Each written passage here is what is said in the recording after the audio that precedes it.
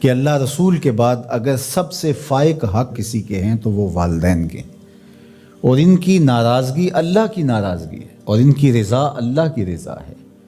ان کو خوش کر دینا اللہ کو راضی کر دینے کے مترادف ہے، اور ان کو ناراض کرنا اللہ کو ناراض کرنے کے مترادف ہے۔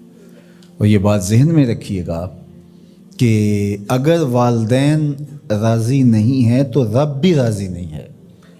اللہ کی رضا نصیب ہی نہیں ہو سکتی۔ آپ کے عمل، آپ کی محنتیں، آپ کے سجدے اور آپ کی عبادتیں، ریاستیں، چلہ کشیاں، یہ کچھ کام نہیں آتی اگر والدین راضی نہ ہوں۔ تو والدین کو راضی رکھنے کی ہمارے دین نے ہمیں تلقین فرمائی کی۔ اور یہ بھی آپ کو میں بتاؤں کہ کچھ اعمال ایسے ہیں کہ جن کی جزا اور سزا آخرت میں دیکھنا ہوگی، لیکن کچھ اعمال ایسے ہیں جن کی جزا اور سزا دنیا میں بھی بندہ دیکھ کے جاتا ہے۔ ان میں سے ایک عمل والدین کی فرما برداری ہے۔ جو والدین کا فرما بردار ہو، آپ اس کی پگڑی کا کلس کبھی نیچا ہوتے نہیں دیکھیں گے۔ اور وہ گناہ جس کی سزا آخرت میں تو ہے ہی ہے، دنیا میں بھی ضرور ملتی ہے، وہ والدین کی نافرمانی ہے۔ اس شخص پہ نشان لگا لیں جو ماں باپ کا بے ادب اور گستاخ ہو، آپ اس کو دنیا پہ بھی رسوا ہوتا پائیں گے۔ دنیا پر بھی وہ سرخرو نہیں ہو سکے گا۔ دنیا کے اوپر جتنے لوگ بھی سرخرو ہوئے ہیں، کامیاب ہوئے ہیں، چاہے وہ مسلمان ہیں چاہے وہ کافر ہیں، آپ اگر ان کی تاریخ پڑھیں تو آپ کو نظر آئے گا کہ ان کے پیچھے ان کے والدین کی دعائیں ہیں۔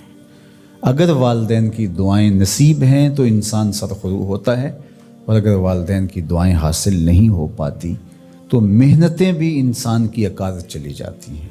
تو یہ وہ نیکی ہے، یہ وہ عمل ہے کہ جس کا صلہ دنیا میں بھی اور آخرت میں بھی ملتا ہے، اور یہ بدعملی والدین کی نافرمانی ایسا جرم ہے کہ جس کی سزا دنیا میں تو ہے ہی ہے، آخرت میں بھی اور دنیا میں دونوں میں اس کو جو ہے وہ حاصل کرنا پڑتی ہے۔ والدین نیکوکار ہوں، صالح ہوں، پاکیزہ عمل ہوں تو ان کی تو عزت اولاد کرے گی ہی کرے گی۔ والدین برے ہی کیوں نہ ہوں، یا والدین بہت گناہ گار ہیں، شرابی ہیں اور بدکار ہیں اور اعمال بد ہیں، تو ان کی توہین نہیں کی جائے گی، اور اس بد اعمالی کی وجہ سے ان کے لیے دعائے خیر کی جائے گی۔ حتیٰ کہ والدین کافر بھی ہوں تو ان کا کفر اپنی جگہ پہ، لیکن اولاد ان کافر والدین کی بھی توہین نہیں کرے گی، ان کے ساتھ وہ حسن سلوک کرے گی والدین ہونے کے ناطے سے۔ اور نیکوکار ہوں، صالح ہوں تو پھر ان کے تو حقوق اور زیادہ عائد ہو جاتے ہیں۔ تو ماں باپ کے ساتھ ہمیں حسن سلوک کرنے کی تلقین کی گئی ہے۔ اچھا، یہاں اولاد کے لیے کبھی مسئلہ بن جاتا ہے، ماں کچھ اور کہہ رہی ہوتی ہے اور باپ کچھ اور کہہ رہا ہوتا ہے۔ اب اولاد کس کی اطاعت کرے؟ ماں کا حکم الگ ہوتا ہے اور باپ کا حکم اس سے مختلف ہوتا ہے۔ دونوں کے حکموں کو ساتھ لے کر اولاد نہیں چل پاتی۔ اب کیا کرے؟ تو علماء نے لکھا کہ پہلے تو ماں باپ کو ہی چاہیے کہ اولاد کو مشقت میں نہ ڈالے، کہ ایسا حکم دے کہ اولاد پھنس جائے کہ ماں کی بات مانو یا باپ کی بات مانو۔ ایک کی اطاعت سے دوسرے کی نافرمانی لازم آتی ہو تو بڑا مشکل مرحلہ ہو جاتا ہے۔ تو والدین کو اتنا خیال اور اتنا لحاظ رکھنا چاہیے کہ ان کو مشقت میں نہ ڈالے، ایسا حکم نہ دیں جو وہ بجا نہ لا سکے، جو ان کے لیے پورا کرنا مشکل ہو۔ اور بالخصوص ماں باپ کی لڑائی کے اندر اولاد جو ہے وہ پس کے رہ جاتی ہے۔ ماں کی بات مانی تو باپ ناراض، باپ کی بات مانی تو ماں ناراض۔ تو اس میں ایک تو والدین کو ہی چاہیے، لیکن کبھی اولاد پھنس جائے تو مسئلہ شرعی سن لیجئے، وہ یہ ہے کہ گھر کا حاکم جو ہے وہ مرد ہے۔ تو اگر ماں اور باپ دونوں کے احکام آپس میں ٹکرا رہے ہوں تو حکم مقدم ہوگا باپ کا۔ تو اولاد کے ذمے باپ کے حکم کو ماننا ضروری ہے، لیکن خدمت میں مقدم ہوگی ماں۔ جب باہر سے بچہ آتا ہے تو کھانے کے لیے یا کوئی چیز، یا رات کو ٹانگیں دبانے بیٹھتا ہے، تو خدمت میں مقدم ماں ہوگی، لیکن حکم کی تعمیل میں مقدم باپ ہوگا۔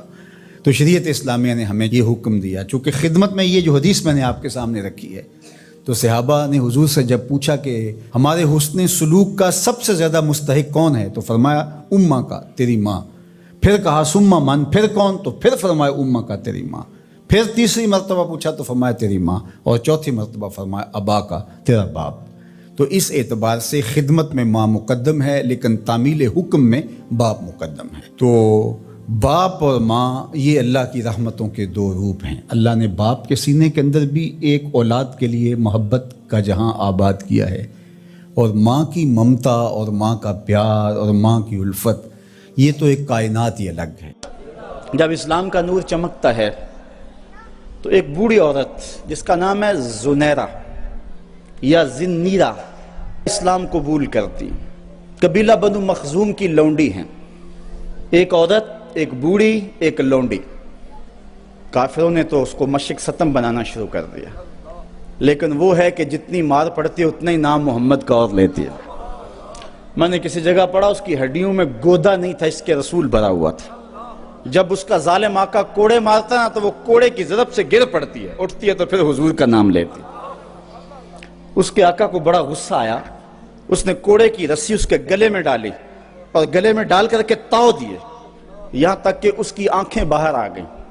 تو جب آنکھیں باہر آئیں تو آنکھوں کی روشنی بھی جاتی رہی۔ تو اس کے آقا نے کہا لات اور عزا نے تیری آنکھوں کا نور چھین لیا۔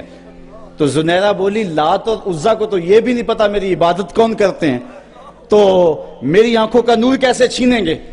تو انہوں نے کہا اچھا پھر اگر تو رب کو مانتی ہے تو بلانا اپنے رب کو اور بلا اپنے نبی کو جو تیری آنکھوں کی بینائی واپس کرے۔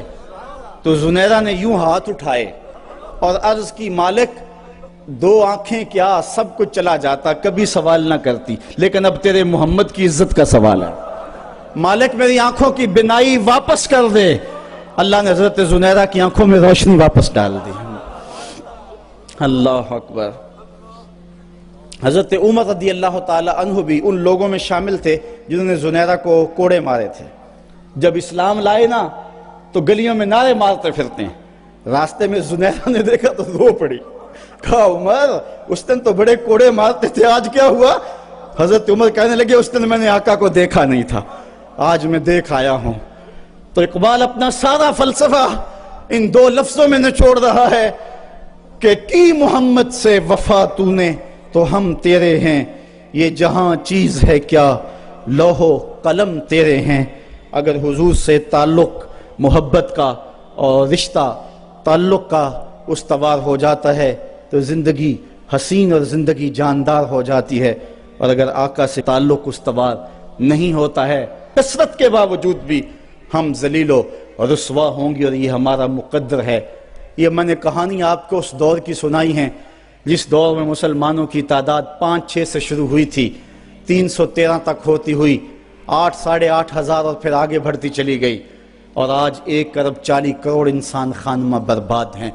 وہ تھے تھوڑے لیکن وفادار تھے آمنہ کے لال۔